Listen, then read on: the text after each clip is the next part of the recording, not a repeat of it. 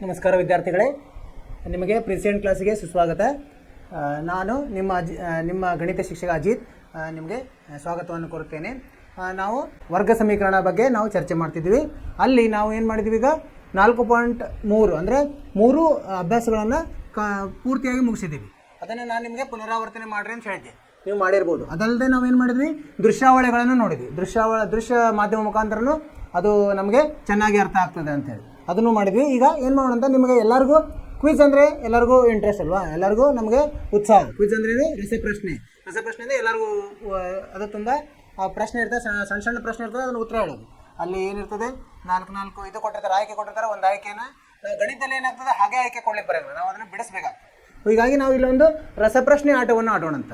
ಅದು ಏನು, ವರ್ಗ ಸಮೀಕರಣಕ್ಕೆ ಸಂಬಂಧ ಇರೋದು. ಸರಿನಾ? ಎಸ್, ಶುರು ಮಾಡೋಣಂತೆ. 2 ಇದಾವೆ, 2 ರಸಪ್ರಶ್ನೆಗಳಿದ್ದಾವೆ, ಒಂದೊಂದಾಗಿ ನೋಡೋಣಂತೆ. ಹಾಂ, ಇದರಲ್ಲಿ 1ನೇ ಪ್ರಶ್ನೆ ಏನಂತೀವಿ, ಇಂಗ್ಲೀಷ್ನಲ್ಲಿದೆ, ನಾನು ಕನ್ನಡದಲ್ಲಿ ಹೇಳ್ತೀನಿ ನಿಮಗೆ.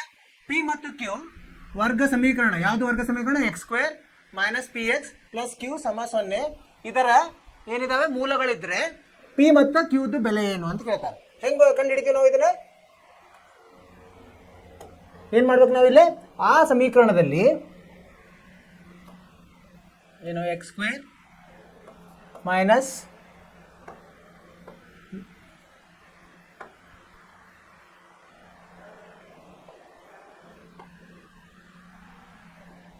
px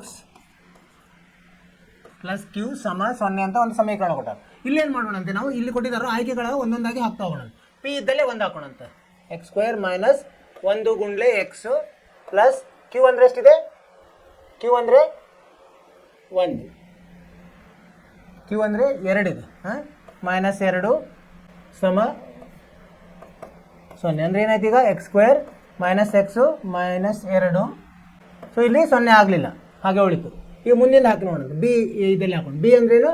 ಪಿ ಇದ್ದು ಅದು ಒಂದು ಸಮೀಕರಣ. x² - px + q = 0 ಅಂತಿದೆಯಲ್ಲ, ಅಲ್ಲಿ ಬಿ ಇದ್ದಲ್ಲೂ 0. ಬಿ ಎಲ್ಲಿರುತ್ತೆ? ಇದು ಪಿ ಜಾಗದಲ್ಲಿ ಬಿ ಇರ್ತದೆ. ಅಂದರೆ ಏನಾಯಿತು, x² - 0 ಗುಂಡ್ಲೆ x, q ಎಷ್ಟಿದೆ? 1 ಇದೆ, = 0. ಅಂದರೆ ಏನಾಯ್ತು ಈಗ, q ಅಂದರೆ 1 ಕೊಟ್ಟಿದ್ದಾರಲ್ಲ, x² + 1 = 0. ಇಲ್ಲಿನೂ ಇದು 0 ಆಗಲಿಲ್ಲ.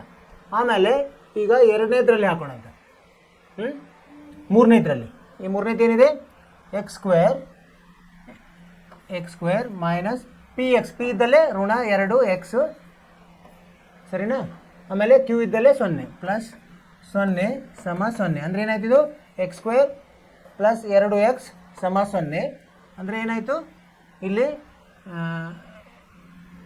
ಇದೂ ಬರಲಿಲ್ಲ. ಇನ್ನೊಂದು 4ನೇದ್ರಲ್ಲಿ ಹಾಕಿದರೆ ಏನು ಬರುತ್ತೆ ನೋಡೋಣ. x² ರೂಟ್ಸ್ ಅಂತ ಹೇಳಿದ್ದಾರೆ, ಅಂದರೆ ನಾವು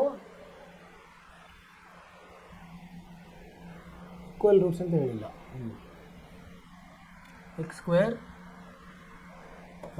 - p ಇದ್ದಲ್ಲಿ ಋಣ 2x + 1 = 0.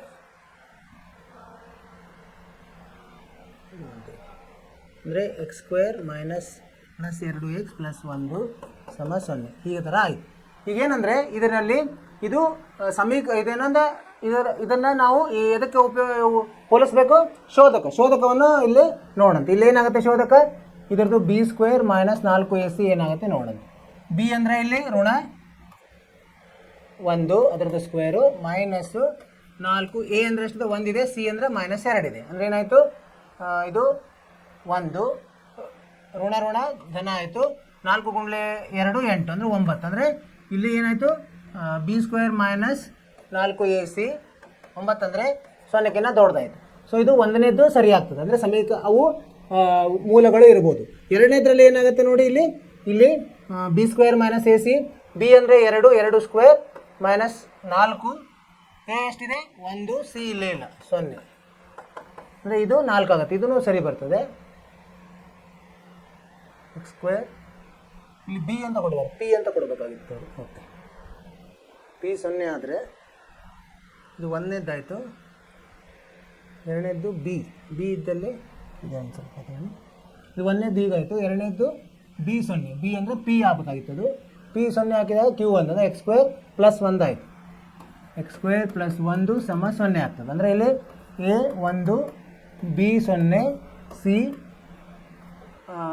ಧನ 1 ಆಗ್ತದೆ. ಇಲ್ಲಿ ಬಿ ಸ್ಕ್ವೇರ್ ಮೈನಸ್ 4ac ಋಣ ಆಗ್ತದೆ. ಇಲ್ಲಿ ಅಂದರೆ ಬಿ 0 ಇರೋದ್ರಿಂದ ಬಿ ಸ್ಕ್ವೇರ್ ಮೈನಸ್ 4ac ಏನಾಗ್ತದೆ, ಇದು 0ಕ್ಕಿಂತ ಕಡಿಮೆ ಆಗ್ತದೆ. ಇದು ಅಲ್ಲ, ಇದು ಅಲ್ಲ, ಇದು ಇರ್ಬೋದು. ಆಮೇಲೆ ಇದನ್ನೊಂದೇ ನೋಡೋಣ ಅಂತ. ಮೂರನೇದು 2 ಮತ್ತು ಇಲ್ಲಿ ಹಾಕಿದ್ದೀವಲ್ಲ 2 0, ಇಲ್ಲಿ ಏನಾಯಿತು, ಇಲ್ಲಿ 4, ಇದು ಇರ್ಬೋದು. ಮೂರನೇದು ಇದು ನೋಡಿ, ಈಗ ಎಕ್ಸ್ ಸ್ಕ್ವೇರ್ ಮೈನಸ್ 2, ಇದರಲ್ಲಿ ಏನಾಗ್ತದೆ, ಬಿ 2 ಆಗ್ತದೆ. 2 ಸ್ಕ್ವೇರ್ ಮೈನಸ್ 4 ಗುಂಡ್ಲೆ 1 ಗುಂಡ್ಲೆ 1 ಇದೂ ಆಗ್ಬೋದು. ಹೀಗಾಗಿ ಯಾವುದು ಇದೆ ನೋಡಂತ ಮುಂದೆ. ಇದೇನೋ ಸ್ವಲ್ಪ ಕನ್ಫ್ಯೂಷನ್ ಇದೆ. ಉತ್ತರವನ್ನು ಮುಂದಿನ ಪ್ರಶ್ನೆ ನೋಡಂತೆ. If the sum of the roots of equation x square minus x lambda ಈ ಬ್ರ್ಯಾಕೆಟ್ನಾಗ 2x ಮೈನಸ್ 1 is 0. ಸಮ್ ಅಂದರೆ ಅವುಗಳ ಮೊತ್ತ. ಅವಾಗ ದೆನ್ ಲ್ಯಾಂಬ್ಡಾ ಎಷ್ಟು ಅಂತ ಕೇಳ್ತಾರೆ ಅಲ್ವಾ. ಅದಕ್ಕೆ ನಾವು ಸಮೀಕರಣವನ್ನು ಉಪಯೋಗಿಸ್ಬೇಕಾಗ್ತದೆ. ಇದನ್ನು ಏನಾಗ್ತದೆ ಈಗ, ಅದನ್ನು ಬಿಡಿಸೋಣ ಅಂತ. ಎಕ್ಸ್ ಸ್ಕ್ವೇರ್ ಮೈನಸ್ ಎಕ್ಸ್ ಸಮ ಇದೇನಾಗ್ತದೆ 2 ಲ್ಯಾಂಬ್ಡಾ ಎಕ್ಸ್ ಆಯಿತು ಮೈನಸ್ ಲ್ಯಾಂಬ್ಡಾ ಆಯಿತು. ಇದನ್ನೆಲ್ಲ ಈ ಕಡೆ ತೊಗೊಂಡಂತ ಅವಾಗ ಏನಾಯಿತು, X square minus X minus 2 lambda X plus lambda ಸಮ 0. ಇಲ್ಲಿ ಎಕ್ಸ್ ಸಾಮಾನ್ಯ ಆಗ್ತದೆ. ಎಕ್ಸ್ ಸ್ಕ್ವೇರ್ ಮೈನಸ್ ಎಕ್ಸ್ ಏನು ಉಳಿತದೆ, ಇಲ್ಲಿ -1 ಮೈನಸ್ 2 ಲ್ಯಾಂಬ್ಡಾ ಉಳಿತದೆ. ಆಮೇಲೆ ಪ್ಲಸ್ ಲ್ಯಾಂಬ್ಡಾ ಸಮ 0. ಈಗ ಎ ಬಿ ಸಿ ಬರ್ಕೊಂಡಂತೆ. ಎ ಎಷ್ಟು 1, ಬಿ ಎಷ್ಟು ಮೈನಸ್, ಅಂದರೆ ಇದು ಮೈನಸ್ ಹೊರಗಡೆ ಬಂದರೆ ಪ್ಲಸ್ ಆಗ್ತದೆ. ಇದು ಇವೆರಡೂ 2 ಲ್ಯಾಂಬ್ಡಾ ಪ್ಲಸ್ 1 ಆಗ್ತದೆ. ಆಮೇಲೆ ಸಿ ಎಷ್ಟಾಗ್ತದೆ 1.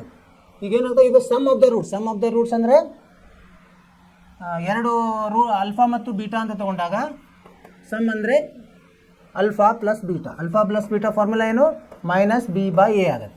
ಇದು ಫಾರ್ಮುಲಾ ನೆನಪಿಟ್ಕೋಬೇಕು. ಇದರಲ್ಲಿ ನಾವು ಇದನ್ನು ತುಂಬೋಣಂತ.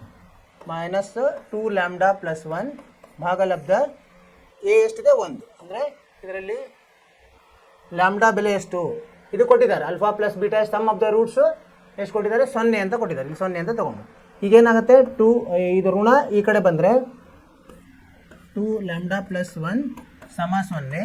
ಅಂದರೆ 2 ಲ್ಯಾಂಬ್ಡಾ ಪ್ಲಸ್ 1 ಸಮ 0. ಲ್ಯಾಂಬ್ಡಾ ಏನಾಗುತ್ತೆ, ಋಣ 1 ಭಾಗಲಬ್ಧ 2 ಆಗ್ತದೆ. ಅಂದರೆ ನಮ್ಮದು ಸಿ ಉತ್ತರ ಆಗ್ತದೆ. ಸಿ ಉತ್ತರಕ್ಕೆ ನಾವು ಟಿಕ್ ಮಾಡಬೇಕು. ಇದು ಮುಂದಿನ ಹೋಗೋಣಂತೆ. ಏನಿದೆ 4ನೇ ಪ್ರಶ್ನೆ. If y is equal to 1 ಅಂದರೆ y ಬೆಲೆ 1 ಇದ್ದಾಗ ಕಾಮನ್ ರೂಟ್ ಅಂದರೆ ಎರಡರದ್ದು y ಬೆಲೆ 1, ಎರಡಕ್ಕೂ y ಇದೆ, ಆವಾಗ ಎ ಬಿ ಎಷ್ಟಾಗುತ್ತೆ ಅಂತ ಕೇಳ್ತಾರೆ. ಸೊ ಎರಡು ಇಲ್ಲಿ ಸಮೀಕರಣಗಳನ್ನು ಕೊಟ್ಟಿದ್ದಾರೆ. ಏನೇನು,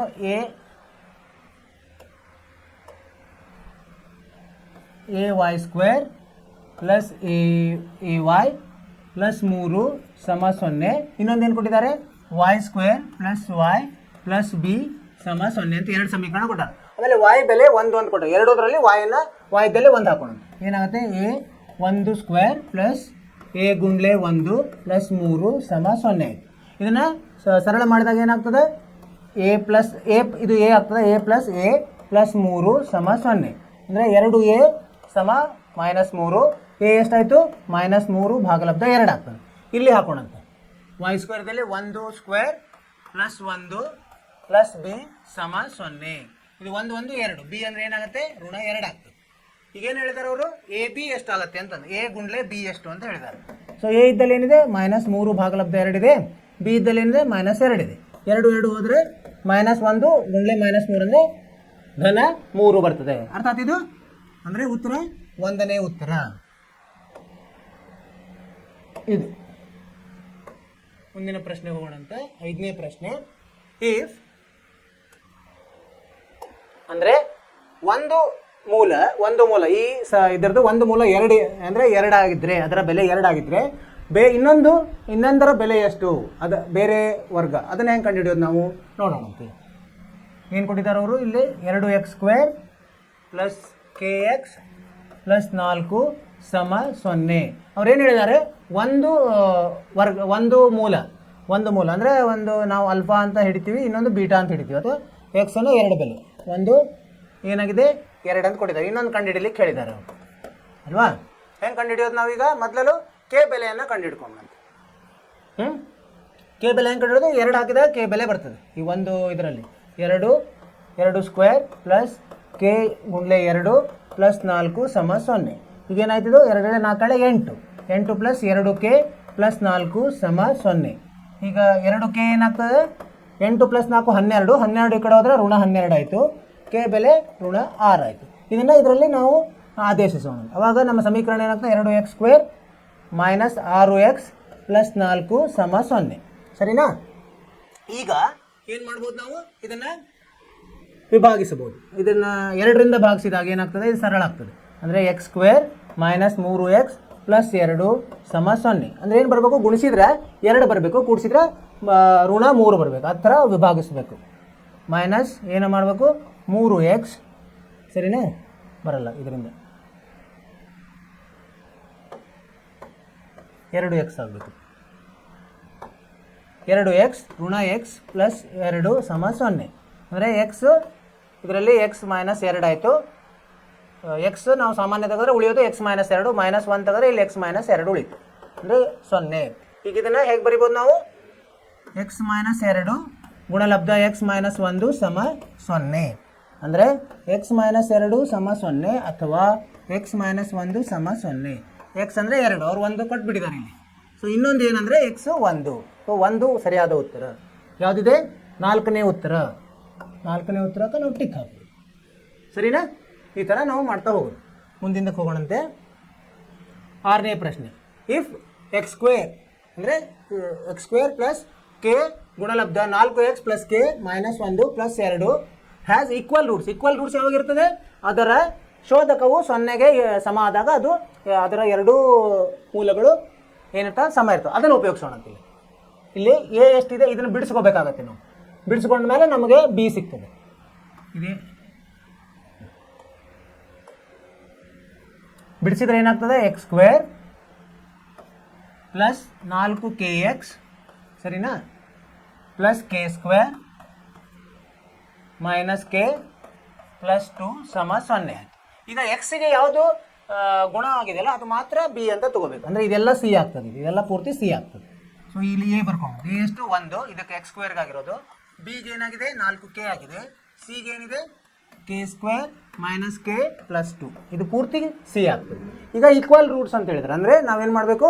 ಈಗ ಬಿ ಸ್ಕ್ವೇರ್ ಮೈನಸ್ 4ac ಸಮ 0ಗೆ ಇದನ್ನು ಮಾಡಬೇಕು, ಸಮ ಮಾಡಬೇಕು. ಅವಾಗ ಏನಾಗ್ತದೆ? 0ಗೆ ಸಮ ಮಾಡಿದಾಗ ಬಿ ಸ್ಕ್ವೇರ್ ಇದ್ದಲ್ಲಿ 4k ಸ್ಕ್ವೇರ್ ಮೈನಸ್ 4 ಗುಂಡ್ಲೆ ಎ ಎಷ್ಟಿದೆ? 1 ಇದೆ. ಸಿ ಎಷ್ಟಿದೆ? ಇದು ಪೂರ್ತಿ ಬರ್ಕೋಬೇಕು. K square minus k plus 2 ಸಮ 0. ಇದನ್ನು ಬಿಡಿಸಿದಾಗ ಎಷ್ಟು ಬರ್ತದೆ? 16k ಸ್ಕ್ವೇರ್ ಆಗ್ತದೆ. ಮೈನಸ್ ಇಲ್ಲಿ ಏನಾಗ್ತದೆ ನೋಡಿ? 4 ಗುಂಡ್ಲೆ ಕೆ ಸ್ಕ್ವೇರ್ 4k ಸ್ಕ್ವೇರ್, 4 ಗುಂಡ್ಲೆ ಮೈನಸ್ 4 ಮೈನಸ್ ಕೆ ಅಂದರೆ ಪ್ಲಸ್ 4k, ಸರಿ.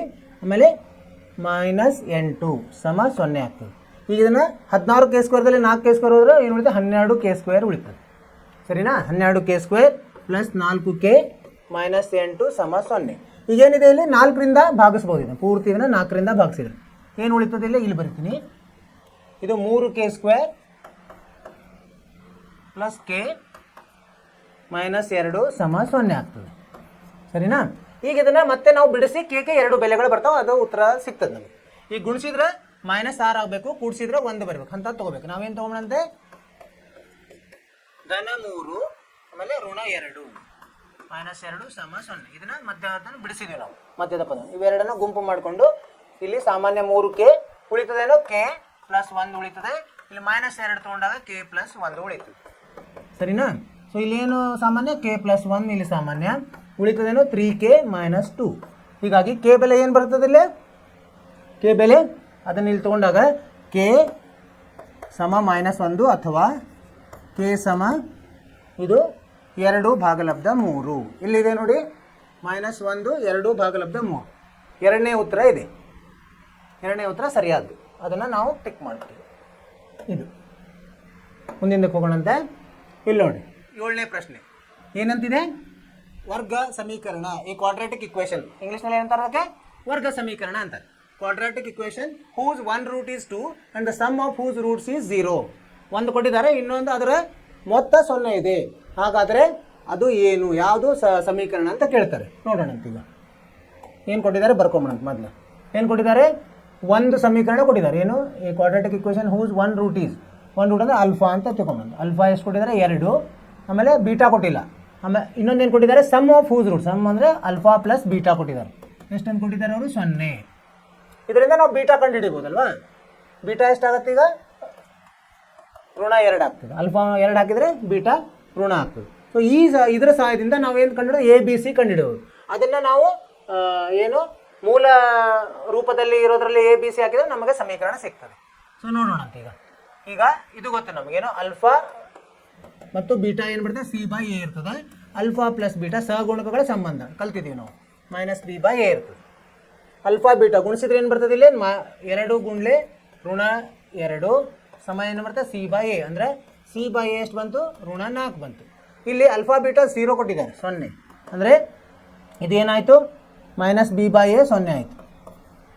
ಸೊ ಇದು 0 ಹೆಂಗೆ ಬರಿಬೋದು? 0 ಭಾಗಲಬ್ಧ 1 ಬರಿಬೋದು. -B/A ಅಂದರೆ ಇಲ್ಲೇನಾಯ್ತು? ಇದನ್ನು -4/A. ಇಲ್ಲಿ ನೋಡಿ A 2 ಒಂದೇ ಬಂತು. ಸೊ ಅದಕ್ಕೆ ಏನು ಬರ್ಕೋಬೇಕು ನಾವು? A ಸಮ 1, B ಏನಾಗುತ್ತೆ? 0, -B 0 ಅಂದರೂ ಒಂದೇ, B 0 ಅಂದರೂ ಒಂದೇ. ಆಮೇಲೆ C ಏನಿದೆ? ಋಣ 4. ಈಗ ಮೂಲ ರೂಪದಲ್ಲಿ ಹಾಕ್ಬೋದು, ಆದರ್ಶ ರೂಪದಲ್ಲಿ. ಏನು? ax² + bx + c ಸಮ 0. ಸೊ A ಇದ್ದಲ್ಲಿ 1 ಹಾಕೋದು, 1 ಗುಂಡ್ಲೆ x² ಪ್ಲಸ್ ಬಿ ಇದ್ದಲ್ಲಿ ಅಂದರೆ 0 ಇದೆ, 0 ಗುಂಡ್ಲೆ ಎಕ್ಸು. ಆಮೇಲೆ ಸಿ ಇದ್ದಲ್ಲೇ ಋಣ 4 ಸಮ 0. ಅಂದರೆ ಏನಾಯ್ತು ಈಗ? ಇದು 1 ಗುಂಡ್ಲೆ x² ಆಯಿತು, ಋಣ 4. ಸಿ ಬಿ ಬರಲ್ಲ, ಅಂದರೆ x² - 4 ಸಮ 0. ಇದು ಈ ವರ್ಗ ಸಮೀಕರಣ. ಎಲ್ಲಿದೆ ಅದು? ಎರಡನೇ ಇದರಲ್ಲಿದೆ. ಎರಡನೇದು ಸರಿಯಾದ ಉತ್ತರ. ಅದನ್ನು ನಾವು ಟಿಕ್ ಮಾಡಬೇಕು. ಎರಡನೇದು. ಮುಂದಿನ ಪ್ರಶ್ನೆಗೆ ಹೋಗೋಣಂತೆ. ಏನಂತಿದೆ? The number of quadratic equation having real roots. ಅಂದರೆ ಎಷ್ಟು ಅಂದರೆ ವಾಸ್ತವ ಮೂಲಗಳಿರುವ ವರ್ಗಮೂಲಗಳು ಸಂಖ್ಯೆ ಏನವು? Which do not change by squaring their roots. ಅಂದರೆ ಅದನ್ನು ಬದಲಿ ಆಗಲ್ಲ. ಇದನ್ನು ನಾವು ಕಲ್ತಿಲ್ಲ. The number of quadratic equations whose real roots which do not change by squaring their roots.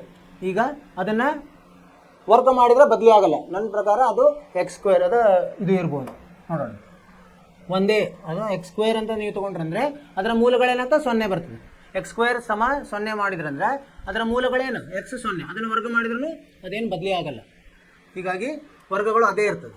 ಇದು ಉತ್ತರ ಇರ್ಬೋದು. ಅಥವಾ x² 1 ಅಂದರೆ ಪ್ಲಸ್ ಮೈನಸ್ ಇರ್ತದೆ, ಅದು ಬರ್ಬೋದು. ಒಂದು ನೋಡೋಣ ಉತ್ತರ. ಮುಂದಿನ ಇಫ್ ದ ಇಕ್ವೇಷನ್ ವರ್ಗ ಸಮೀಕರಣ x² - bx + 1 ಸಮ 0 does not possess real roots. ಇಲ್ಲ ಅಂದರೆ ಏನಂತ ತೊಗೋಬೇಕು ನಾವು? b² - 4ac 0ಗಿಂತ ಕಡಿಮೆ ಇರಬೇಕು. ಆವಾಗ ನಾವು ಬಿ ಬೆಲೆ ಕಂಡು ಹಿಡಿದು ಇದು ಹೇಳಬೇಕು ನಾವು ನಮ್ಮ ಆಯ್ಕೆಗಳು. ನೋಡೋಣ ಅಂತದ್ದು. ಅಂದರೆ ಶೋಧಕ b² - 4ac ಏನಿರ್ಬೋದು? 0ಗಿಂತ ಕಡಿಮೆ ಇರ್ಬೋದು. ಇಲ್ಲಿ ಬಿ ಬೆಲೆ ಎಷ್ಟಿದೆ? -bನೇ ಇದೆ.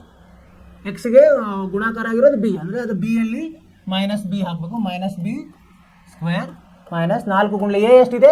1 ಇದೆ. ಸಿ ಎಷ್ಟಿದೆ? 1 ಇದೆ. ಇದು 0ಗಿಂತ ಕಡಿಮೆ. ಇಲ್ಲೇನಾಯಿತು? -b ವರ್ಗ b² ಬರ್ತದೆ. -4 0ಗಿಂತ ಕಡಿಮೆ. b² ಈ 4ಅನ್ನು ಈ ಕಡೆ ತೊಗೊಂಡ್ರೆ 4ಗಿಂತ ಕಡಿಮೆ. ಅಂದರೆ ಇದು ಬಿ ಏನಾಗುತ್ತೆ? ಬಿ ಕಡಿಮೆ, ಧನ ಅಥವಾ ಋಣ 2 ಆಗ್ತದೆ. ಅದು ವರ್ಗಮೂಲ. ಅಂದರೆ ನಾವು ಹೆಂಗೆ ಬರಿಬೋದು ಈಗ? ಎರಡನೇ ಉತ್ತರ ನೋಡಿ. ಅಂದರೆ ಇದು ಈ ಕಡೆ ಬಂದಾಗ ಋಣ ಕಡಿಮೆ ಬಿ, ಮತ್ತು ಇದು ಕಡಿಮೆ ಧನ 2. ಈ ಥರ ಬಿ ಧನಕ್ಕಿಂತ ಕಡಿಮೆ ಇದೆ, ಧನ 2, ಅಥವಾ ಧನ 2 ಇದಕ್ಕಿಂತ ಕಡಿಮೆ ಇದೆ ಅಂತ. ಇದನ್ನು ನಾವು ಎರಡನೇ ಉತ್ತರವನ್ನು ನಾವು ಹಾಕ್ಬೋದು.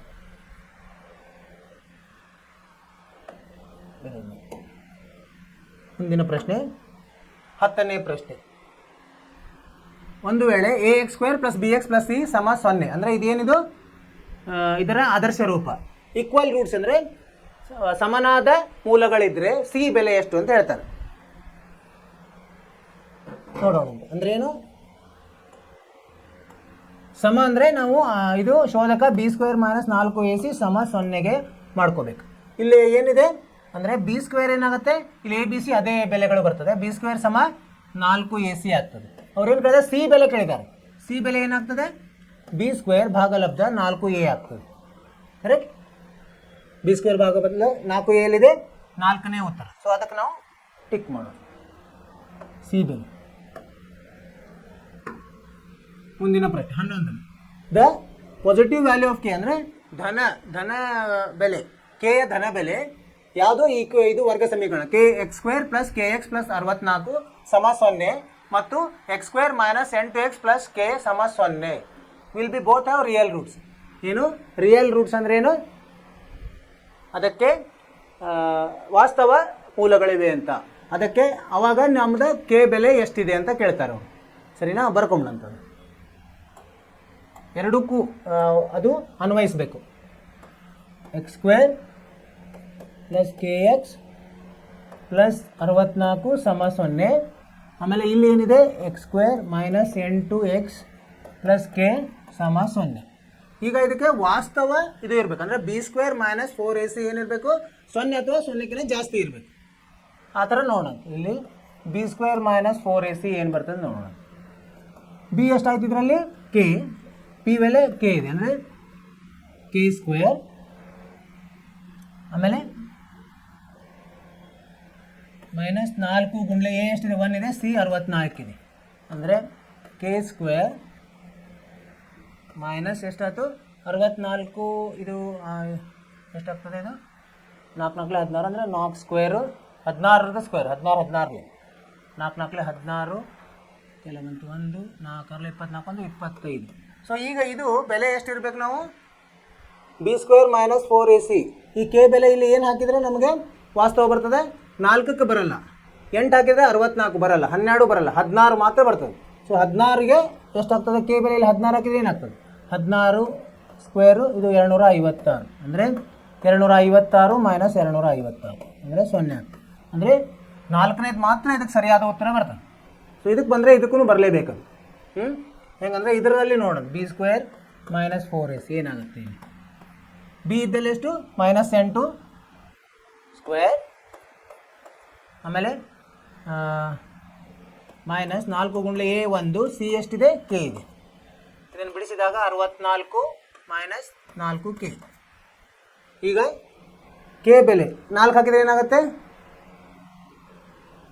ಇದು ಎಷ್ಟಾಗ್ತದೆ, 4ಕ್ಕೆ ಹಾಕಿದಾಗ ಇದು ಸರಿ ಹೋಗ್ತದೆ. ಎರಡಕ್ಕೂ ಸಾಮಾನ್ಯ ಇರಬೇಕು. ಈಗ 16 ಹಾಕಿದರೆ ಏನಾಗ್ತದೆ, 16 64 0 ಆಗ್ತದೆ. ಅಂದರೆ ಎರಡಕ್ಕೂ ಸರಿ ಹೋಗೋದು ಕೆ ಬೆಲೆ ಏನು, 4 ಗುಂಡ್ಲೆ 16 16 ಮಾತ್ರ, ಎರಡಕ್ಕೂ ಸರಿ ಹೋಗ್ತದೆ. ಕೆ ಬೆಲೆ 16 ಸರಿ ಹೋಗ್ತದೆ. ಸೊ ಇದನ್ನು ನಾವು ಕೊನೆಯದನ್ನು ಹೋಗ್ಬೋದು. ಇವೆಲ್ಲ ಇವು 3 ಇದಕ್ಕೆ ಸರಿ ಹೋದ್ರೂ ಇದಕ್ಕೆ ಸರಿ ಹೋಗ್ತಾ ಇಲ್ಲ. ಸೊ 4ನೇದಕ್ಕೆ ನಾವು ಟಿಕ್ ಮಾಡ್ಬೋದು. ಮುಂದಿನ ಪ್ರಶ್ನೆ 12. If 2 is a root of a equation, 2 ವರ್ಗಮೂಲ ಇದೆ. ಎದ್ರದ್ದು x square plus b x plus 12 ಒಂದು ವರ್ಗಮೂಲ ಇದೆ ಅಂದರೆ ಮೂಲ. ಆ್ಯಂಡ್ ದ ಇಕ್ವೇಷನ್ ಇದ್ರದ್ದು ಮತ್ತು ಆ್ಯಂಡ್ ದ ಇದು ಯಾವ ಇಕ್ವೇಷನ್ ಇದು ವರ್ಗ ಸಮೀಕರಣ x square plus b x plus 12 ಸಮ 0 ಮತ್ತು x square plus b x plus q ಸಮ 0 has equal roots. Then q ಬೆಲೆ ಕೇಳಿದ್ದಾರೆ. ಹಾಂ, ಓಕೆ. ಈಗ ಒಂದುದು ಇದು ಕೊಟ್ಟಿದ್ದಾರೆ ಅವರು, ಮತ್ತು ಇದು ಈ ಸಮೀಕರಣದು ಸಮವಾಗಿದೆ ಅಂತ ಹೇಳ್ತಾರೆ. ಅವಾಗ ಇದನ್ನು ಉಪಯೋಗಿಸೋಣ ಅಂತ. ಕ್ಯೂ ಬೆಲೆ ಸಮ ಇದ್ದಾಗ ಏನಾಗ್ತದೆ, ಬಿ ಸ್ಕ್ವೇರ್ ಇಲ್ಲಿ ಸಮೀಕರಣಗಳನ್ನು ಬರ್ಕೊಂಬಂತ x square plus b x plus 1 ಸಮ 0. ಇನ್ನೊಂದು ಏನಿದೆ, x square plus b x plus q ಸಮ 0. ಇಲ್ಲೇನು ಕೇಳಿದರೆ ಈಕ್ವಲ್ ರೂಟ್ಸ್ ಅನ್ನೋ ಸಮವಾದ ಮೂಲಗಳಿವೆ ಎರಡಕ್ಕೂ. ಇದು ಮತ್ತು ಇದು ಸಮವಾದ ಮೂಲ ಇದ್ದಾಗ ಕ್ಯೂ ಬೆಲೆ ಏನು. ಸೊ ಸಮವಾದ ಮೂಲ ಇದ್ರೆ ಏನಂದರೆ ಬಿ ಸ್ಕ್ವೇರ್ ಮೈನಸ್ 4ac ಸಮ 0 ಇರ್ತದೆ. ಬಿ ಬೆಲೆ ಎಷ್ಟಿದೆ, ಇಲ್ಲಿ ಬಿನೇ ಇದೆ, ಬಿ ಸ್ಕ್ವೇರ್ ಆಗುತ್ತೆ. ಆಮೇಲೆ ಮೈನಸ್ 4 ಗುಂಡ್ಲೆ ಎ ಎಷ್ಟಿದೆ, ಎ 1, ಸಿ ಎಷ್ಟಿದೆ 12 ಅಂದರೆ ಸಮ 0. ಈಗೇನಾಯಿತು, ಬಿ ಸ್ಕ್ವೇರ್ ಮೈನಸ್ 48 ಆಯ್ತಲ್ಲ, 12 4 48 ಸಿ ಸಮ 0. ಬಿ ಸ್ಕ್ವೇರ್ ಸಮ 48 ಆಯಿತು. ಇಲ್ಲಿ ಇದನ್ನು ಉಪಯೋಗಿಸೋಣಂತೆ. ಇಲ್ಲಿ ಏನಾಗ್ತದೆ ಬಿ ಸ್ಕ್ವೇರ್ ಮೈನಸ್ 4ac ಸಮ 0. ಇಲ್ಲೇ ಬಿ ಸ್ಕ್ವೇರ್ ಎಷ್ಟಿದೆ 48, ಇದನ್ನು ಇಲ್ಲಿ ಆದೇಶ ಮೈನಸ್ 4 ಗುಂಡ್ಲೆ ಎ ಎಷ್ಟಿದೆ 1 ಇದೆ, ಸಿ ಎಷ್ಟಿದೆ ಕ್ಯೂ ಇದೆ ಸಮ 0. ಅಂದರೆ ಇದನ್ನು 48 ಮೈನಸ್ 4q ಸಮ 0. ಈಗ 48 ಸಮ 4q, ಕ್ಯೂ ಎಷ್ಟಾಯಿತು 48 ಭಾಗಲಬ್ಧ 4 ಅಂದರೆ ಎಷ್ಟು ಬಂತು 12 ಬಂತು. ಕ್ಯೂ ಬೆಲೆ 12 ಎಲ್ಲಿದೆಯಾ, ಬೆಲೆ 12 ಇಲ್ಲ. ಸರಿ ಆಯ್ತಾ? ಈಗ ಬಿ ಕ್ಯೂ 16 ಇದೆ, 4 12 48, ಇದು ಒಂದೇ ಬಂತಾನೆ. ಏನೋ ತಪ್ಪಾಗಿದೆ ಇಲ್ಲಿ.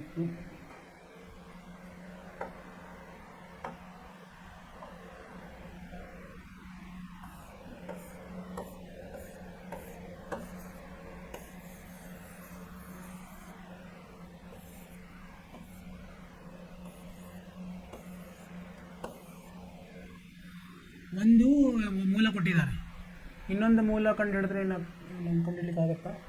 ಎಕ್ಸ್ ಇಲ್ಲಿ ಹಾಕ್ಕೊಂಡ್ರೆ ಏನೋ ತಪ್ಪಾಗಿದೆ. ನೋಡೋಣ ಮುಂದಿನ ಪ್ರಶ್ನೆ ನೋಡೋಂತ. ಇದು ಏನೋ ಪ್ರಶ್ನೆ ತಪ್ಪಾಗಿದೆ. ಮುಂದಿನ ಪ್ರಶ್ನೆ, ಇಫ್ ಇಕ್ವೇಷನ್, ಇಲ್ಲಿ ಒಂದು ವರ್ಗ ಸಮೀಕರಣ ಕೊಟ್ಟಿದ್ದಾರೆ. X square minus a x plus 1 has 2 distinct root, ಅಂದರೆ ಬೇರೆ ಬೇರೆ ಇದೆ. ಅಂದರೆ ಬಿ ಸ್ಕ್ವೇರ್ ಮೈನಸ್ 4ac 0ಕ್ಕಿಂತ ಜಾಸ್ತಿ. ಆವಾಗ ನಾವು ಎ ಬೆಲೆಯನ್ನು ನೋಡಬೇಕು. ನೋಡೋಣ.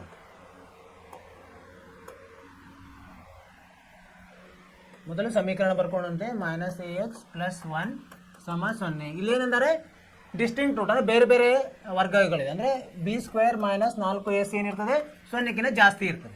ಇಲ್ಲಿ ಬಿ ಏನಿದೆ ಎ ಮೈನಸ್ ಎ ಇದೆ, ಮೈನಸ್ ಎ ಸ್ಕ್ವೇರ್ ಎಕ್ಸ್ಗೆ ಗುಣಾಕಾರ ಆಗಿರೋದು. ಮೈನಸ್ 4 ಗುಂಡ್ಲೆ ಎ ಎಷ್ಟಿದೆ ಎ 1, ಸಿ ಎಷ್ಟಿದೆ 1, 0ಕ್ಕಿಂತ ಜಾಸ್ತಿ. ಅಂದರೆ ಎ ಸ್ಕ್ವೇರ್ ಮೈನಸ್ 4a 0ಕ್ಕಿಂತ ಜಾಸ್ತಿ, ಅಂದರೆ ಎ ಸ್ಕ್ವೇರ್ 0ಕ್ಕಿಂತ 4, ಎ ಸ್ಕ್ವೇರ್ ದೊಡ್ಡದು 4a. ಈಗ ಎರಡೂ ಕಡೆ ನಾವು ವರ್ಗಮೂಲ, ಇಲ್ಲೇನಾಗ್ತದೆ ಎ ಕ್ಯಾನ್ಸಲ್ ಆಗಿ ಏನು ಉಳಿತದೆ ಎ, ಇಲ್ಲಿ ಎ ಮತ್ತು ಇದು ಎ ಸ್ಕ್ವೇರ್ದಲ್ಲಿ ಒಂದು ಎ ಹೋದರೆ ಎ ದೊಡ್ಡದು 4 ಆಗ್ತದೆ. ಸೊ ಅಥವಾ ಇದನ್ನು ಹೀಗೆ ಬಿಡಿಸೋಣ, ಇದನ್ನು ರದ್ದುಗೊಳಿಸೋದು ಬೇಡ. ಇಲ್ಲಿ ಏನು ಸಾಮಾನ್ಯ ಎ ಸಾಮಾನ್ಯ ಆಗ್ತದೆ. ಎ ಮೈನಸ್ 4 0ಕ್ಕಿಂತ ದೊಡ್ಡದು, ಅಥವಾ ಎ ದೊಡ್ಡದು 0ಕ್ಕಿಂತ, ಅಥವಾ ಎ ಮೈನಸ್ 4 0ಕ್ಕಿಂತ ದೊಡ್ಡದು, ಅಂದರೆ ಎ ದೊಡ್ಡದು 4ಕ್ಕಿಂತ. ಉತ್ತರ ಇದೆಯಾ? ಇಲ್ಲ. ನನ್ ಆಫ್ ದೀಸ್ ಅಂತ ಒಂದು ಉತ್ತರ ಇದೆ. ಅದು ಇಲ್ಲಿ ಎ ಬೆಲೆ 4ಕ್ಕಿಂತ ದೊಡ್ಡದಾಯಿತು. ಸೊ ಅಂದರೆ ಇದು ಉತ್ತರ ಆಗ್ಬೋದು. ನೋಡೋಣ ಮುಂದಿನ ಪ್ರಶ್ನೆ.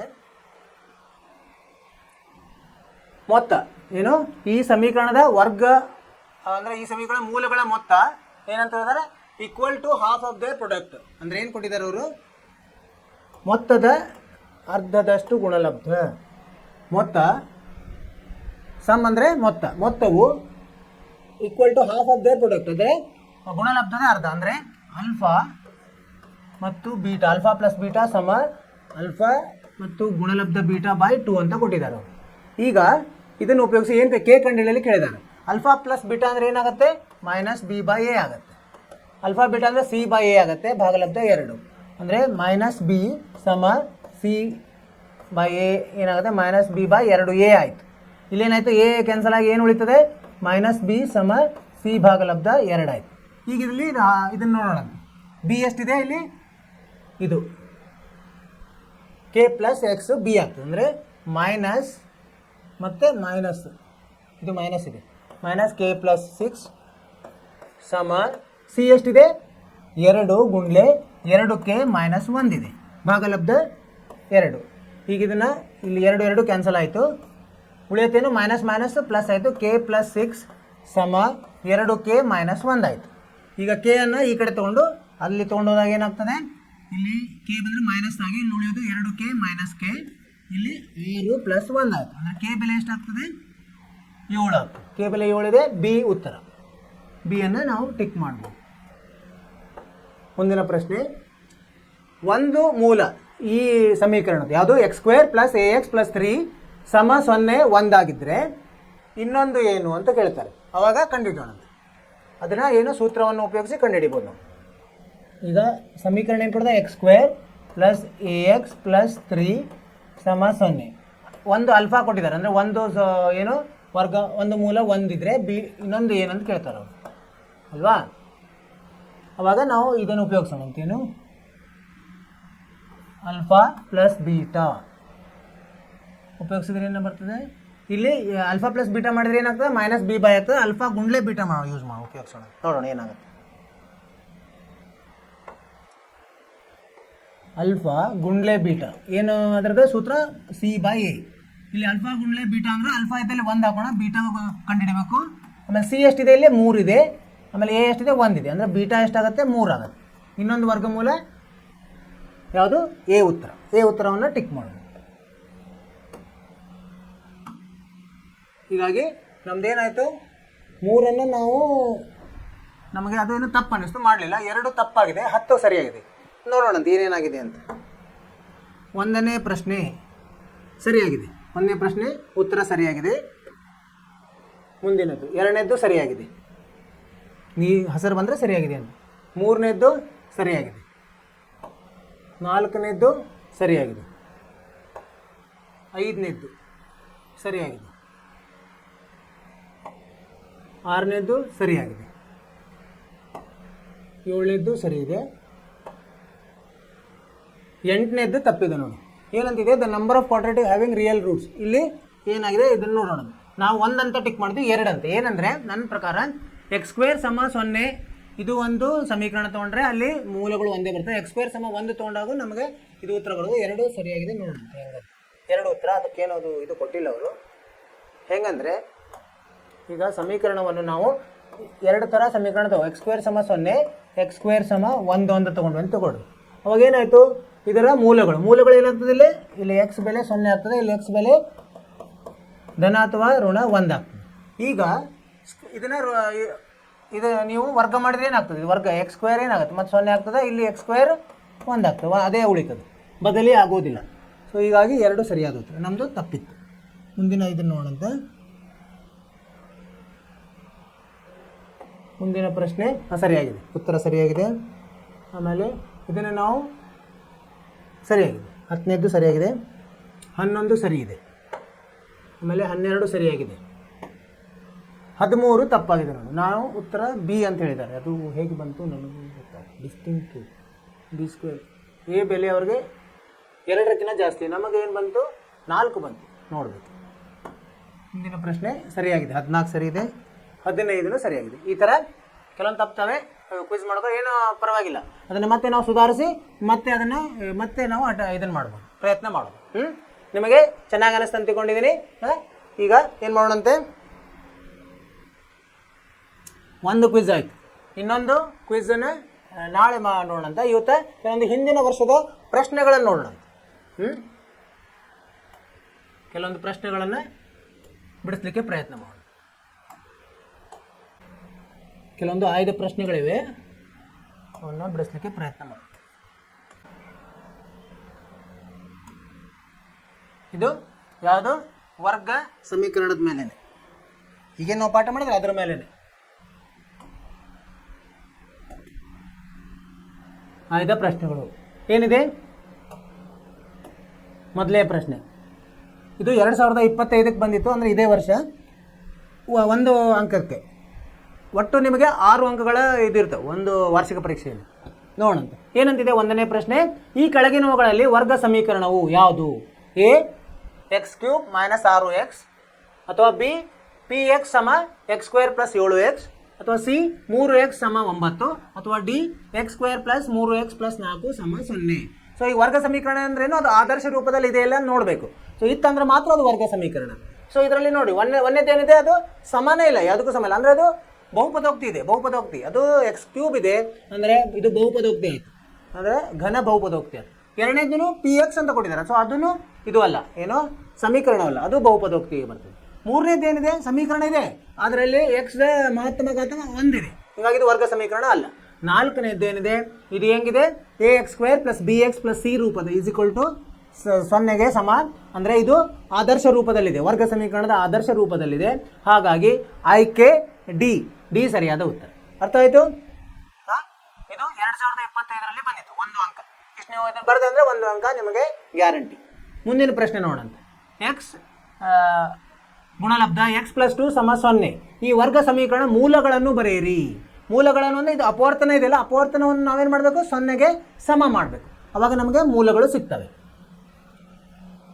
ಎರಡನೇ ಪ್ರಶ್ನೆ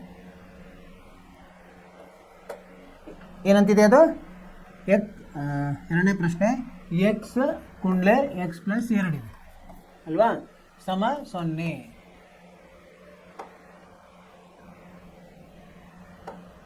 ಅಂದರೆ ಈಗೇನು ಮಾಡೋದು? ಇವೆರಡು ಅಪವರ್ತನಗಳು. ಸೊ ಎಕ್ಸ್ ಸಮ 0 ಅಥವಾ x+2 0ಗೆ ಸಮ ಮಾಡ್ಕೋಬೇಕು. ಅಂದರೆ x ಸಮ 0, ಇಲ್ಲಿ ಏನಾಗ್ತದೆ? x ಸಮ -2 ಆಗ್ತದೆ. ಇವೆರಡು 0 ಮತ್ತು -2 ಉತ್ತರ. ಇದರದ್ದು ಏನು ಮೂಲಗಳು ಹೆಂಗೆ ಬರೀಬೇಕು ನಾವು? ಮೂಲಗಳು 0 ಮತ್ತು -2. ಇದು 1 ಅಂಕದ ಪ್ರಶ್ನೆ. ಇಷ್ಟೇ, ಸರಳವಾಗಿದೆ. ಅದನ್ನೇನು ಮಾಡೋದು? ಅಪವರ್ತನಗಳನ್ನು 0ಗೆ ಸಮ ಮಾಡಿಬಿಟ್ರೆ ನಮಗೆ ಉತ್ತರ ಸಿಗ್ತದೆ. ಮುಂದಿನ ಪ್ರಶ್ನೆಗೆ ಹೋಗೋಣಂತೆ. ಮೂರನೇ ಪ್ರಶ್ನೆ ಏನಂತಿದೆ? ಒಂದು ವರ್ಗ ಸಮೀಕರಣ ಕೊಟ್ಟಿದ್ದಾರೆ, ಇದರ ಮೂಲಗಳನ್ನು ಕಂಡುಹಿಡಿಯಿರಿ. ನಾವು ಯಾವುದೇ ಪದ್ಧತಿಯಲ್ಲಿ ಕಂಡುಹಿಡಿಬೋದು. ಏನಂತ? ಸಮೀಕರಣವನ್ನು ಸೂತ್ರವನ್ನು ಉಪಯೋಗಿಸಿನೂ ಕಂಡುಹಿಡಿಬೋದು, ಅಥವಾ ಮಧ್ಯದ ಪದವನ್ನು ಬಿಡಿಸಿನೂ ಕಂಡುಹಿಡಿಬೋದು. ನೋಡೋಣ. ಮೂರನೇ ಪ್ರಶ್ನೆ ಏನಂತಿದೆ? ಅದು x² + 8x + 12 = 0. ನಾವೇನು ಮಾಡೋಣಂತೆ? ಮಧ್ಯದ ಪದವನ್ನು ಬಿಡಿಸಿ ಕಂಡುಹಿಡಿಯೋಣ. ಮಧ್ಯದ ಪದ 8x ಇದೆ, ಆಮೇಲೆ ಅದು ಗುಣಿಸಿದ್ರೆ 12 ಬರಬೇಕು. ಅಂಥವು ನಾವು 2 ಕೂಡಿಸಿದ್ರೆ 8, ಗುಣಿಸಿದ್ರೆ 12. ಯಾವ್ದು ಬರ್ತದೆ? 6 ಮತ್ತು 2 ಬರ್ತದೆ. ಅವನ್ನ ಮಧ್ಯದ ಪದವನ್ನು ಬಿಡಿಸೋಣಂತ. ಅಲ್ಲಿ x² + 6x + 2x + 12 = 0. ಇದನ್ನು 2 ಗುಂಪುಗಳನ್ನಾಗಿ ಮಾಡ್ಕೊಂಬೋಣ. ಎಕ್ಸ್ ಇದರಲ್ಲಿ ಏನಾಗ್ತದೆ? x + 6 ಆಗ್ತದೆ, +2 x + 6 = 0. ಈಗ ಇದರಲ್ಲಿ ಏನು ಇದು ಸಾಮಾನ್ಯ ಇದೆ? x + 6 ಸಮ, x + 6 ಸಮ, ಉಳಿದೋದೇನು? x + 2 = 0. ಈಗ ಏನು ಕಂಡು ಹಿಡಿಯಲಿಕ್ಕೆ ಹೇಳಿದಾರೆ ಅವರು? ಮೂಲಗಳಂದ್ರೆ ಅಪವರ್ತನಗಳನ್ನು ನಾವೇನು ಮಾಡಬೇಕು? 0ಗೆ ಸಮ ಮಾಡಬೇಕು. x + 6 0ಗೆ ಸಮ, ಅಥವಾ x + 2 0ಗೆ ಸಮ, x ಸಮ -6 ಅಥವಾ x ಸಮ -2. ಅಂದರೆ ಮೂಲಗಳು ಏನಾಯ್ತು? ಈಗ ಇದರ ಉತ್ತರ ಬರೀಬೇಕು. ಮೂಲಗಳು ಏನೇನು? -2 ಮತ್ತು -6. ಇಷ್ಟು ಬರೆದ್ಬಿಟ್ರೆ ನಮಗೆ ಎಷ್ಟಿದು? 2 ಅಂಕದ ಪ್ರಶ್ನೆ. 2 ಅಂಕ ನಮಗೆ ಕಟ್ಟಿಟ್ಟ ಬುತ್ತಿ. ಏನು ಮಾಡಿದ್ವಿ? ಇಲ್ಲಿ ನಾವು ಸಮೀಕರಣ ಕೊಟ್ಟಿದ್ದಾರೆ, ಮಧ್ಯದ ಪದವನ್ನು ಬಿಡಿಸಿದ್ವಿ. ನಾವು ಮಧ್ಯದ ಪದವನ್ನು ಬಿಡಿಸಿ ಅದನ್ನು ಅಪವರ್ತನಗಳನ್ನು ನಾವು ಮಾಡಿದ್ವಿ. ಅಂಥ ಅಪವರ್ತನಗಳು ರೇಖಾತ್ಮಕ ಇದು ಏನು ಬಹುಪದೋಕ್ತಿಗಳು ಅಥವಾ ಸಮೀಕರಣ, ರೇಖಾತ್ಮಕ ಬಹುಪದೋಕ್ತಿಗಳ ಅಪವರ್ತನಗಳನ್ನು ನಾವು ಮಾಡಿ ಆ ಅಪವರ್ತನಗಳನ್ನು 0ಗೆ ಸಮ ಮಾಡಿದ್ವಿ. 0ಗೆ ಸಮ ಮಾಡಿದ್ರೆ ನಮಗೆ ಮೂಲಗಳು ಸಿಗ್ತವೆ. ಇದು ಉತ್ತರ. ಸರಳವಾಗಿದೆಯಲ್ಲ? ನೀವು ಇಂಥವು ಭಾಳ ಪ್ರಶ್ನೆಗಳನ್ನು ಇದನ್ನು ಬಿಡಿಸಿದ್ದೀರಿ. ಇದು ಸರಳವಾದ ಪ್ರಶ್ನೆ, ನಿಮಗೆ ಏನು ಹೆದರಿಕೆ ಆಗಬಾರ್ದು. 3 ಆಯಿತು. ಮುಂದಿನ ಪ್ರಶ್ನೆಗೆ ಹೋಗೋಣಂತೆ. 4ನೇ ಪ್ರಶ್ನೆ ಏನಿದೆ ಓದೋಣಂತೆ. x² + 4x + 5 ಏನಿದು? ವರ್ಗ ಸಮೀಕರಣ. ಈ ವರ್ಗ ಸಮೀಕರಣದ ಶೋಧಕವನ್ನು ಕಂಡುಹಿಡಿಯಿರಿ. ಶೋಧಕ ಅಂದರೆ ಏನಂತ ನಿಮ್ಗೆ ನೆನಪಿರಬೇಕು? b² - 4ac ಅದು ಶೋಧಕ. ಮೂಲಗಳ ಸ್ವಭಾವವನ್ನು ಬರೆಯಿರಿ. ಮಾಡೋಣಂತೆ. ಈಗ ಈ ಸಮೀಕರಣ ಬರ್ಕೊಂಡಂತೆ x² + 4x + 5 = 0. ಶೋಧಕ ಕಂಡುಹಿಡಿಯಲಿಕ್ಕೆ ಸಹಗುಣಕಗಳನ್ನು ಬರ್ಕೋಬೇಕು. ಪರಿಹಾರ ಸಹಗುಣಕಗಳು a ಎಷ್ಟಿದೆ? 1, b ಎಷ್ಟಿದೆ? 4, c ಎಷ್ಟಿದೆ? 5. ಈಗ ಶೋಧಕ ಏನು ಅದರದ ಸೂತ್ರ ಬರೆಯೋಣ. ಶೋಧಕ ಸಮ b² - 4ac. b ಇದ್ದಲ್ಲೇ ಇದನ್ನು ಆದೇಶಿಸೋಣ. 4² - 4 ಗುಂಡ್ಲೆ a ಎಷ್ಟಿದೆ? 1, 5. ಇದೆಷ್ಟಾಯಿತು? 16 - 20 ಅಂದರೆ -4 ಆಯಿತು. ಅಂದರೆ ಏನಾಯ್ತು? ಈಗ b² - 4ac 0ಗಿಂತ ಕಡಿಮೆ ಆಯಿತು. 0ಗಿಂತ ಕಡಿಮೆ ಆದರೆ ಏನಾಯಿತು? 0ಗಿಂತ ಕಡಿಮೆ ಅಂದರೆ ಅದಕ್ಕೆ ವಾಸ್ತವ ಮೂಲಗಳಿಲ್ಲ ಅಂತ ಉತ್ತರ ಬರಿಬೇಕು ನಾವು. ಇದಕ್ಕೇನು ಬರಿಬೇಕು ನಾವು? ವಾಸ್ತವ ಮೂಲಗಳಿಲ್ಲ. ಈ ಥರ ಉತ್ತರ ಬರೆಯುವುದು.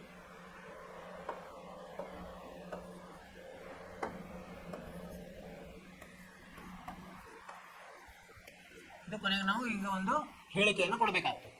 ಇದು ಇಷ್ಟು ಮಾಡಿದ್ವಿ ಅಂದರೆ ನಮಗೆ ಎಷ್ಟು ಅದು ಅಂಕ 2 ಅಂಕ 2 ಅಂಕ ಗ್ಯಾರಂಟಿ. ಅರ್ಥವಾಯಿತು? ಏನಂದರೆ ಮೊದಲು ಸಹಗುಣಕಗಳನ್ನು ಬರ್ಕೋಬೇಕು. ಸಹಗುಣಕ ಅವ್ರು ಏನು ಹೇಳಿದ್ದಾರೆ, ಇದರದ್ದು ಶೋಧಕ ಕಂಡುಹಿಡಿದಾನೆ. ಶೋಧಕವನ್ನು ಅದರ ಸೂತ್ರದ ಮುಖಾಂತರ ಕಂಡುಹಿಡಿಬೇಕು. ಆಮೇಲೆ ಅದನ್ನು ಹೋಲಿಸಬೇಕು. ಅದು 0 ಇದೆಯಾ, 0ಗಿಂತ ಜಾಸ್ತಿ ಇದೆಯಾ, 0ಗಿಂತ ಕಡಿಮೆ ಇದೆಯಾ. ಇಲ್ಲಿ ಏನು ಬಂತು, ಈ ಸಂದರ್ಭದಲ್ಲಿ 0ಗಿಂತ ಕಡಿಮೆ ಬಂತು. 0ಗಿಂತ ಕಡಿಮೆ ಅಂದರೆ ಅದಕ್ಕೆ ವಾಸ್ತವ ಮೂಲಗಳಿಲ್ಲ ಅಂತ ಬರೀಬೇಕು. 0 ಬಂದರೆ ಏನಂತ ಬರೀಬೇಕು, ಸಮವಾಗಿವೆ, ಮೂಲಗಳು ಸಮವಾಗಿವೆ. 0ಗಿಂತ ಜಾಸ್ತಿ ಇದ್ದರೆ ಭಿನ್ನವಾದ ವಾಸ್ತವ ಮೂಲಗಳಿವೆ ಅಂತ ಬರೆಯುವುದು. ನಿಮ್ಗೆ ಅರ್ಥ ಆಯ್ತು ಅಂತ ತಿಳ್ಕೊಂಡಿದ್ದೀನಿ. ಮುಂದ್ಗಡೆ ಹೋಗೋಣಂತೆ. 5ನೇ ಪ್ರಶ್ನೆ. 5ನೇ ಪ್ರಶ್ನೆ ಏನು ಓದೋಣಂತೆ. ಒಂದು ಲಂಬಕೋನ ತ್ರಿಭುಜದ ಎತ್ತರ ಮತ್ತು ಪಾದದ ನಡುವಿನ ವ್ಯತ್ಯಾಸವು 5 ಸೆಂಟಿಮೀಟರ್ ಆಗಿದೆ. ಇದು ಲಂಬಕೋನ ಅಂದರೆ ಪೈಥಾಗೋರಸ್. ಲಂಬಕೋನ ಅಂದರೆ ನಿಮ್ಮ ತಲೆಗೆ ಬಂದ್ಬಿಡ್ಬೇಕು, ಪೈಥಾಗೋರಸ್ ಇಲ್ಲಿ ಹಾಕಬೇಕಾಗ್ತದೆ. ಯಾಕಂದರೆ ವರ್ಗ ಸಮೀಕರಣ ನಾವು ರಚಿಸಬೇಕಾಗ್ತದೆ. ತ್ರಿಭುಜದ ವಿಸ್ತೀರ್ಣ ಕೊಟ್ಟಿದ್ದಾರೆ 150 ಸೆಂಟಿಮೀಟರ್ ಸ್ಕ್ವೇರ್ ಆದರೆ ತ್ರಿಭುಜದ ಪಾದ ಮತ್ತು ಎತ್ತರವನ್ನು ಕಂಡುಹಿಡಿ. ಇಲ್ಲಿ ವಿಸ್ತೀರ್ಣ ಇದ್ರೆ ವಿಸ್ತೀರ್ಣ, ಇಲ್ಲಿ ಪೈಥಾಗೋರಸ್ ಬೇಕಾಗಿಲ್ಲ. ನೇರವಾಗಿ ಅದರ ವಿಸ್ತೀರ್ಣದ ಸೂತ್ರವನ್ನು ಹಾಕಿದರೆ ಸಾಕು ನಮಗೆ. ನೋಡೋಣ ಏನು ಕೊಟ್ಟಿದ್ದಾರೆ ಅವರು. ಒಂದು ಲಂಬಕೋನ ತ್ರಿಭುಜವನ್ನು ರಚಿಸೋಣ ಮೊದಲು. ಈ ಥರ ಇದಕ್ಕೆ ಎ ನೋಡಂತೆ, ಇದಕ್ಕೆ ಬಿ ಎನ್ ನೋಡಂತೆ, ಇದಕ್ಕೆ ಸಿ ಎನ್ ನೋಡಂತೆ. ಇಲ್ಲಿ ಏನು ಕೊಟ್ಟಿದ್ದಾರೆ, ಒಂದು ಲಂಬಕೋನ ತ್ರಿಭುಜದ ಎತ್ತರ ಅಂದರೆ ಅದು ಇದು ಪಾದದ ನಡುವಿನ ವ್ಯತ್ಯಾಸ. ಈಗ ಏನು ಮಾಡೋಣಂತ, ಪಾದ ಚಿಕ್ಕದಿದೆ ಅಂದರೆ ಪಾದ ಬಿ ಸಿ ಇದೆಯಲ್ಲ, ಬಿ ಸಿ ಸಮ ಎಕ್ಸ್ ಅಂತ ತಗೊಂಡ. ಹೀಗಾಗಿ ಇದು ಎಷ್ಟಾಗತ್ತೆ, ಎತ್ತರ ಯಾವುದು ಎ ಬಿ ಎಷ್ಟಾಗ್ತದೆ, ಅದು ಎಷ್ಟಾದ ಅದರ ನಡುವಿನ ವ್ಯತ್ಯಾಸ 5 ಸೆಂಟಿಮೀಟರ್. ಅಂದರೆ ಇದು ಎಷ್ಟಾಗ್ತದೆ, ಎಕ್ಸ್ ಪ್ಲಸ್ 5 ಆಗ್ತದೆ. 5 ಜಾಸ್ತಿ ಆಗ್ತದೆ ಎತ್ತರ ಅಲ್ವಾ. ಇದನ್ನು ನಾವು ವ್ಯತ್ಯಾಸ ನೋಡಿದ್ರೆ 5 ಉಳಿದು. ಹೀಗೆ ನಾವು ಊಹಿಸಬೇಕು. ಆಮೇಲೆ ವಿಸ್ತೀರ್ಣ ಕೊಟ್ಟಾರೆ, ಅದನ್ನು ಬರ್ಕೊಂಡು ವಿಸ್ತೀರ್ಣ ಎಷ್ಟದ ವಿಸ್ತೀರ್ಣ 150 ಸೆಂಟಿಮೀಟರ್ ಸ್ಕ್ವೇರ್. ಈಗ ವಿಸ್ತೀರ್ಣದ ಸೂತ್ರದಿಂದ ನಾವು ಪರಿಹಾರ ಕಂಡುಹಿಡಿಯೋಣ.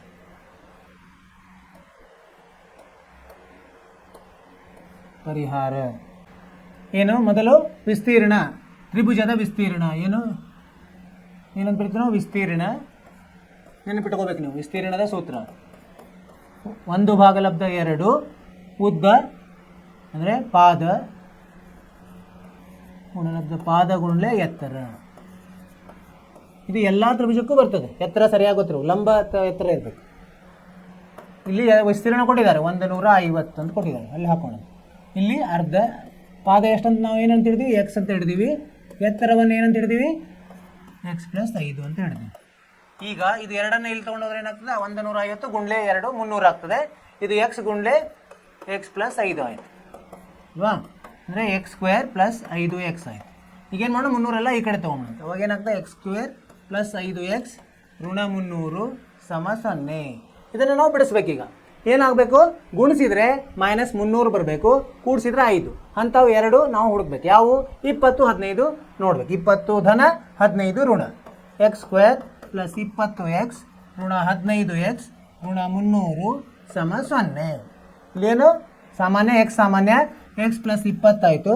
ಇಲ್ಲೇ ಋಣ 15 ಸಾಮಾನ್ಯ, ಏನು ಉಳಿದು ಎಕ್ಸ್ ಪ್ಲಸ್ 20 ಆಯಿತು ಸಮ 0. ಈಗ ನಾವು ಅಪವರ್ತನೆ ಮಾಡಬೇಕಾದ್ರೆ ಸಮವಾಗಿ ಹೀಗೇನೆ ನಾವು ಬಿಡಿಸ್ಬೇಕಂದ್ರೆ ಇವೆರಡು ಸಮ ಬರುವಂಗನೆ ನಾವು ಸಾಮಾನ್ಯವಾಗಿದ್ದನ್ನು ತಗೋಬೇಕು.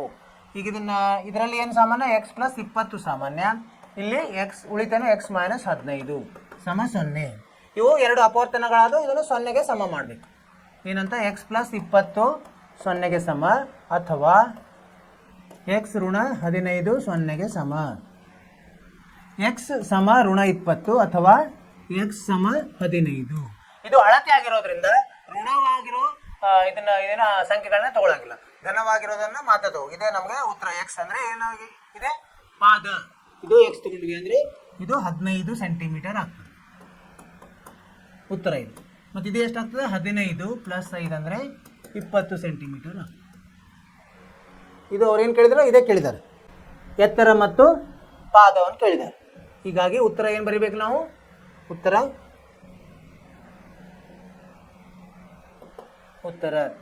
ಪಾದ ಎಷ್ಟು ಬಂತು ನಮ್ಮದು, 15 ಸೆಂಟಿಮೀಟರ್, ಎತ್ತರ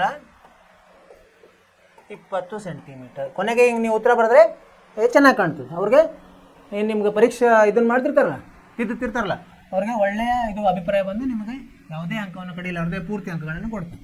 ಅರ್ಥವಾಯಿತು ವಿದ್ಯಾರ್ಥಿಗಳೇ? ಏನಂದರೆ ಅವರೇನು ವಾಕ್ಯದಲ್ಲಿ ಕೊಟ್ಟಿದ್ದಾರಲ್ಲ ಅದನ್ನು ಮೊದಲೇ ನಾವು ರಚಿಸಬೇಕು. ಇಲ್ಲಿ ಲಂಬಕೋನ ತ್ರಿಕೋನ ಕೊಟ್ಟಿದ್ದಾರೆ, ಲಂಬಕೋನ ತ್ರಿಕೋನವನ್ನು ರಚಿಸಿ ಅದಕ್ಕೆ ಸಂಬಂಧವನ್ನು ನೋಡಬೇಕು. ಇಲ್ಲೇನು ಕೊಟ್ಟರೆ ಸಂಬಂಧ ಕೊಟ್ಟಾರ ಅವರು, ಏನು ಪಾದ ಮತ್ತು ಎತ್ತರ ಅದನ್ನೆಲ್ಲ ಬರ್ಕೊಂಡು ಒಂದು ಯಾವುದರ ಚಿಕ್ಕದಿರೋದನ್ನು ಊಹಿಸಬೇಕು. ಪಾದವನ್ನು ಎಕ್ಸ್ ಅಂತ ಊಹಿಸಿದ್ವಿ ನಾವು. ಎತ್ತರ ಏನಾಗ್ತದೆ 5 ಜಾಸ್ತಿ ಇದೆ ಅಂತ ಹೇಳಿದ್ದಾರೆ, ಹೀಗಾಗಿ x + 5 ಆಗ್ತದೆ. ಆಮೇಲೆ ವಿಸ್ತೀರ್ಣ ಕೊಟ್ಟಿದ್ದಾರೆ, ಅದನ್ನು ಉಪಯೋಗಿಸಿ ವಿಸ್ತೀರ್ಣದ ಸೂತ್ರ ನಮಗೆ ಗೊತ್ತಿರಬೇಕು. ವಿಸ್ತೀರ್ಣ ಸೂತ್ರವನ್ನು ಉಪಯೋಗಿಸಿ ನಾವು ಒಂದು ವರ್ಗ ಸಮೀಕರಣವನ್ನು ರಚಿಸಿದ್ವಿ. ಆ ವರ್ಗ ಸಮೀಕರಣ ಏನಾಯಿತು, x² + 5x - 300 = 0.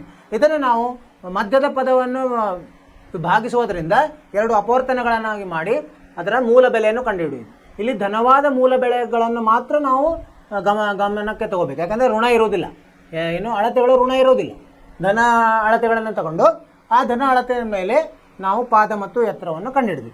ಈಗ ತಾಳೆ ನೋಡ್ಬೇಕಂದ್ರೆ ನೋಡಿ, ಈಗ ವಿಸ್ತೀರ್ಣ ಕಂಡುಹಿಡಿದ್ರೆ ಎಷ್ಟಾಗುತ್ತೆ, ಇಲ್ಲಿ 15 × 20 ಭಾಗಲಬ್ಧ 2 ಅಂದರೆ ಅದರದ್ದು ವಿಸ್ತೀರ್ಣ. 20 15 300 ಭಾಗಲಬ್ಧ 2 150 ಇದೆಯಲ್ಲ, ಅಂದರೆ ತಾಳೆ ನೋಡಿದರೆ ನಮ್ಮ ಉತ್ತರ ಸರಿಯಾಗಿದೆ. ಸರಿನಾ? ಈಗ 5 ಅದು ಇನ್ನೂ ಇದೆ, ಅದನ್ನು ಮುಂದಿನ ತರಗತಿಯಲ್ಲಿ ಮಾಡೋಣ.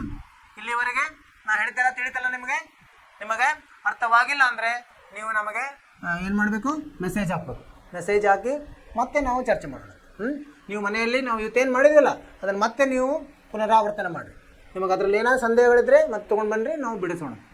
ಮುಂದಿನ ಕ್ಲಾಸ್ವರೆಗೆ ನಿಮ್ಮಷ್ಟು ನೀವು ಕಾಳಜಿ ತಗೋರಿ, ಒಳ್ಳೆಯ ಇದನ್ನು ಮಾಡಿರಿ, ಚಟುವಟಿಕೆಗಳಲ್ಲಿ ಭಾಗವಹಿಸಿರಿ. ಪಠ್ಯೇತರ ಚಟುವಟಿಕೆ ಇರ್ಬೋದು, ಅಥವಾ ಈ ಪ್ರಬಂಧ ಸ್ಪರ್ಧೆ ಇರ್ಬೋದು, ಅಥವಾ ಪೇಪರ್ ಓದೋದಿರ್ಬೋದು, ಎಲ್ಲನೂ.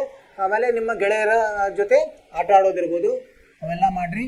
ಮತ್ತು ನಿಮ್ಮ ಆರೋಗ್ಯವಾಗಿ ಇಷ್ಟು ಹೇಳ್ತಾ ಇವತ್ತಿನ ತರಗತಿಯನ್ನು ಮುಗಿಸೋಣಂತೆ. ನಿಮಗೆಲ್ಲರಿಗೂ ಶುಭವಾಗಲಿ. ನಮಸ್ಕಾರ.